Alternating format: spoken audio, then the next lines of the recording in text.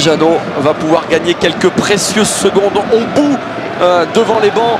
Le banc stéphanois, notamment avec Alain Perrin et Christophe Galtier qui ne tiennent plus en place. Le coup de sifflet, Saint-Etienne s'impose à Nancy. Saint-Etienne qui jouait avec 6 titulaires en moins ce soir vient s'imposer. Et puis c'est une grande première de l'Air Perrin, puisque pour la première fois depuis qu'il dirige Saint-Etienne, Alain Perrin n'encaisse pas de but en déplacement. Mais le plus important, Olivier Rouillet, ce que l'on retiendra, c'est cette victoire de Saint-Etienne ici à Nancy. Ah, et forcément heureux. On appelle ça comment, une grande bouffée d'oxygène?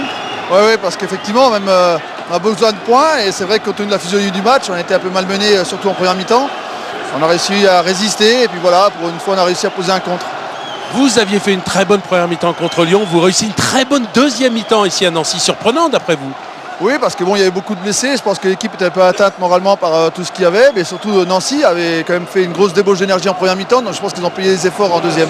Comment vous avez fait pour remobiliser vos troupes après cette défaite dans le derby? Non, mais de toute façon, on n'a pas le droit de lâcher. Je crois qu'on a une situation de classement qui nous impose de nous battre sur tous les terrains. Parce que partout où on va, on est attendu. Mais il faut qu'on améliore notre situation de classement. Et ça, c'est bien. Les joueurs sont récompensés de cette victoire aujourd'hui. Vous savez, Alain, que c'est la première fois que vous prenez pas de but à l'extérieur?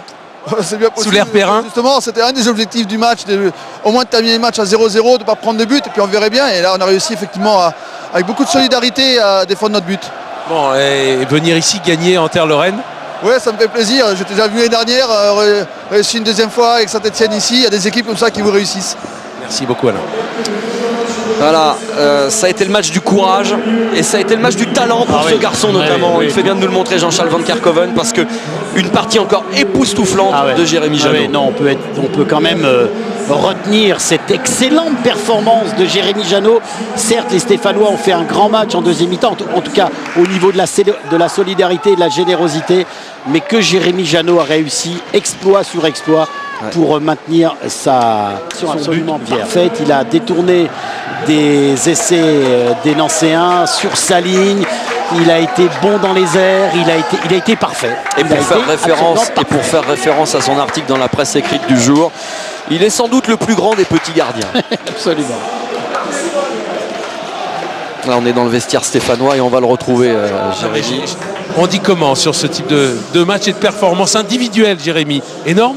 Non, il faut sortir le collectif parce que tout le monde s'est mis le cul par terre. On était en danger avant de venir ici.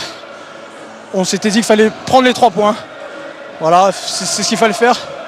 Je voudrais remercier le COP nancéen qui m'a bien motivé en insultant bien ma maman à qui je fais un bisou. Mais bon, c'est une petite aparté. On a fait un bon match.